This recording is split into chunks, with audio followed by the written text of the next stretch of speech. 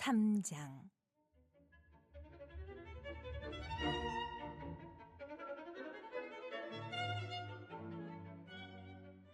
사람이 만일 화목제의 제물을 예물로 드리되 서로 드리려면 수컷이나 암컷이나 흠 없는 것으로 여호와 앞에 드릴지니 그 예물의 머리에 안수하고 회막문에서 잡을 것이요 아론의 자손 제사장들은 그 피를 제단 사방에 뿌릴 것이며 그는 또 그 화목제의 제물 중에서 여호와께 화제를 드릴지니 곧 내장에 덮인 기름과 내장에 붙은 모든 기름과 두 콩팥과 그 위의 기름 곧 허리 쪽에 있는 것과 간에 덮인 꺼풀을 콩팥과 함께 떼어낼 것이요 아론의 자손은 그것을 제단 위에 불 위에 있는 나무 위에 번제물 위에서 살을 찌니 이는 화제라 여호와께 향기로운 냄새니라.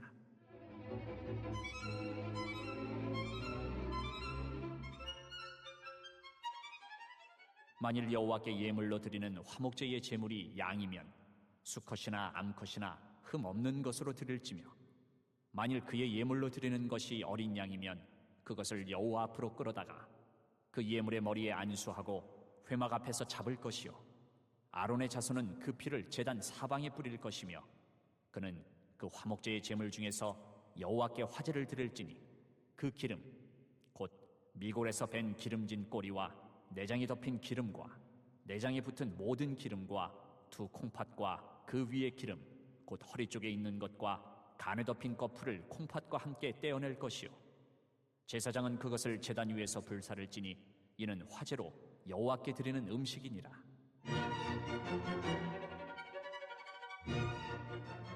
만일 그의 예물이 염소면 그것을 여호와 앞으로 끌어다가 그것의 머리에 안수하고 회막 앞에서 잡을 것이요 아론의 자손은 그 피를 제단 사방에 뿌릴 것이며 그는 그 중에서 예물을 가져다가 여호와께 화제를 드릴지니 곧 내장에 덮인 기름과 내장에 붙은 모든 기름과 두 콩팥과 그 위의 기름 곧 허리 쪽에 있는 것과 간에 덮인 꺼풀을 콩팥과 함께 떼어낼 것이요 제사장은 그것을 제단 위에서 불사를 지니 이는 화제로 드리는 음식이요 향기로운 냄새라.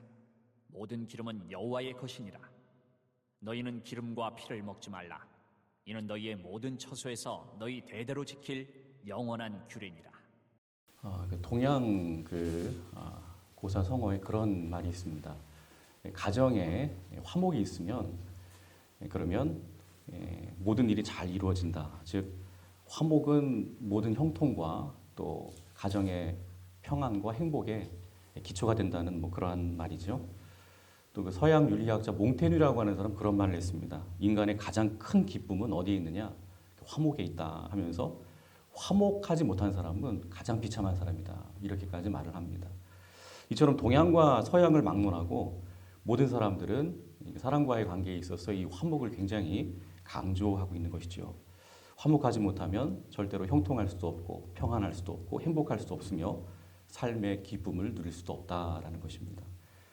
여러분 이렇게 사람과의 이 화목도 이렇게 중요한데 여러분 그렇다면 하나님과의 화목이 얼마나 더 중요하겠습니까?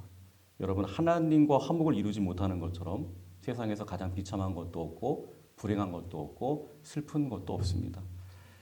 제가 앞서서 이렇게 사람과의 화목에 대해서 운을 떼면서 설교를 시작했지만 우리가 하나님과 화목을 이루지 못하면 여러분 이게 도미노 현상처럼 하나님과 관계가 깨어지고 화목하지 못하면 사람과의 관계도 화목하지 못하게 돼요. 모든 게 다 깨어집니다. 우리가 이거를 좀 알아야 되는데 여러분 에덴 동산에서 아담과 하와가 선악과 범죄로 인해서 하나님과의 관계가 망가졌습니다. 근데 그와 더불어 망가진 것이 무엇이죠? 사람과의 관계였죠. 하나님과의 관계가 망가지기 전에는요, 아담이 하와에게 그런 고백을 하죠. 이는 내 뼈 중에 뼈요, 살 중에 살이로다 하면서 이게 무슨 고백이 있습니까? 우리는 하나다라는 것이죠. 나는 너고 너는 나다. 그러니까 나의 아픔이 너의 아픔이고 나의 기쁨이 너의 기쁨이고 너의 아픔이 나의 아픔이고 너의 기쁨이 나의 기쁨이다. 그런 정말 사랑이 넘치는 한 몸 공동체임을 고백을 하고 있는 것이죠. 그런데 하나님과의 관계가 망가지고 나서는 이런 한 몸과 같은 관계가 어떻게 됐습니까? 하나님께서 이제 아담에게 네가 왜 선악과를 따먹었냐 하고 물으시니까 하나님이 저에게 주신 저 하와 때문에 제가 먹었습니다 하면서 정말 자기밖에 몰라요. 이기적인 그러한 마음으로 서로에게 책임을 막 전가하는. 그러니까 나는 너는 나고 나도 너다 이런 관계가 아니라 나는 나고 너는 너다. 완전히 분열되었죠. 파괴적인 관계가 되고 말았다는 것입니다. 이때부터 미움이 생겼고요. 다툼이 생기고 싸움이 벌어지면서 인간 상호 간의 큰 비극이 시작이 되었던 것이죠. 그러니까 하나님과의 관계가 망가지면 그것으로 영원한 죽음의 형벌을 피할 길이 없을 뿐만이 아니라 이처럼 땅을 살아가면서 사람과의 관계도 망가지고 더불어 모든 것이 다 망가지면서 모든 불행과 슬픔과 상처와 절망 등을 경험하는 가장 비참한 존재가 되고 마는 것입니다. 그렇다면 여러분, 하나님과 화목하지 못하는 이유가 뭐죠? 그렇습니다. 여러분들이 잘 아시는 대로 그것은 하나님과 우리 사이를 가로막고 있는 뭐 때문에요? 죄 때문이죠. 죄 때문에. 바로 이 죄가 하나님과 우리 사이를 딱 가로막아서 하나님과 원수가 되게 한 것이고 그로 인해서 가장 비참한 존재가 되게 했던 것이죠. 그러나 너무나도 감사하게도 이런 비참한 운명에 처한 우리를 하나님은 그냥 방치하지 않으셨습니다. 내버려두지 않으셨습니다. 하나님께서 먼저 당신과 화목할 수 있는 길을 마련해 주셨습니다. 그 길이 무엇인지 구약시대 이스라엘 백성들에게 선명하게 제시를 해주시는데 그것이 바로 이 레위기에 나오는 성막 제사의 각종 규례들인 것입니다. 자, 그 제사 규례 중에서도 오늘 3장에 제시된 이 제사 규례를 통해서 그 길을 보다 선명하게 우리에게 제시하고 계시는데요. 자, 오늘 3장 본문은 앞서 살펴본 이제 번제 그리고 어제 살펴본 소제에 이어서 바로 화목제에 대한 규례의 말씀입니다. 이 화목제의 의미는 히브리어로 제바흐 쉘라밈이라는 말입니다. 제바흐 쉘라밈. 이제 새벽에 많이 피곤하시고 좀 졸리고 하시니까 한번 따라서 이렇게 하지 않는데 한번 따라서 해보겠습니다. 제바흐 쉘라밈.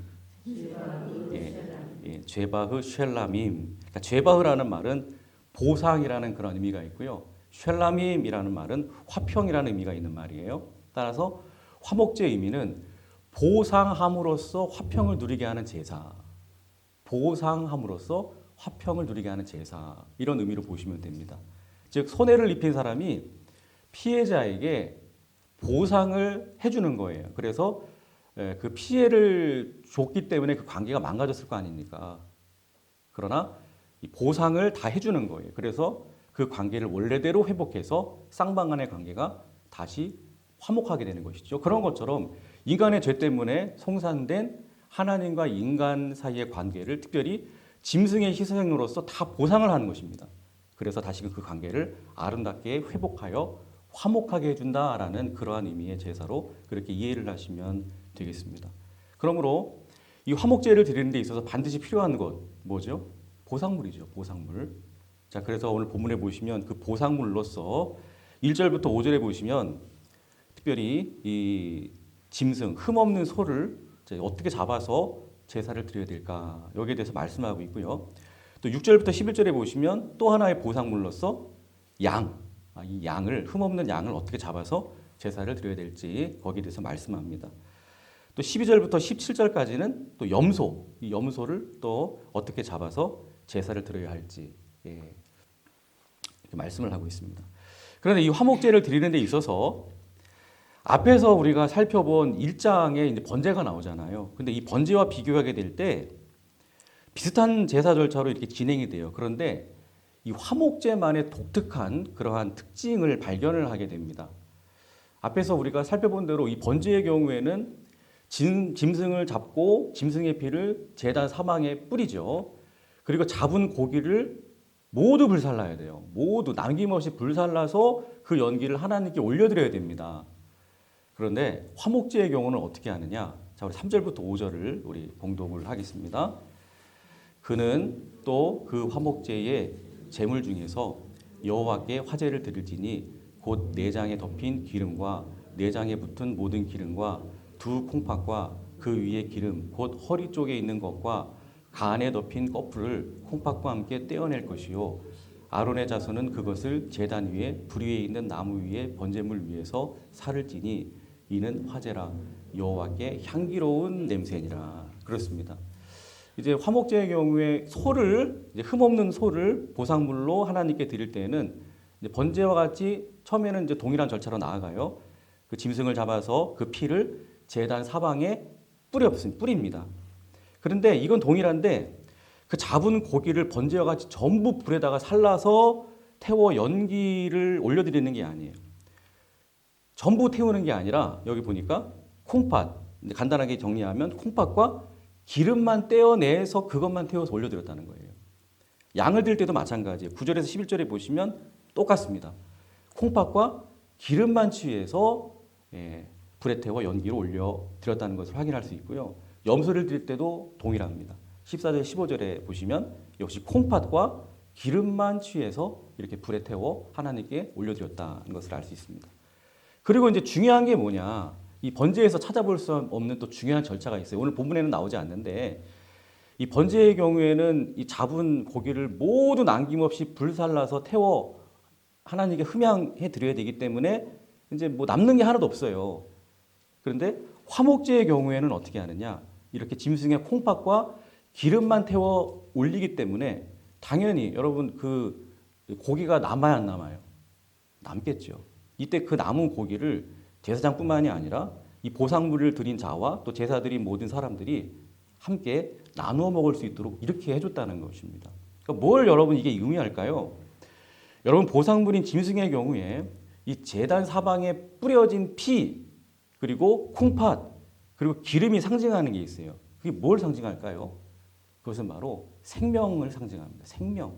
그래서 오늘 17절에 보시면 17절 읽어볼까요? 17절 시작. 너희는 기름과 피를 먹지 말라.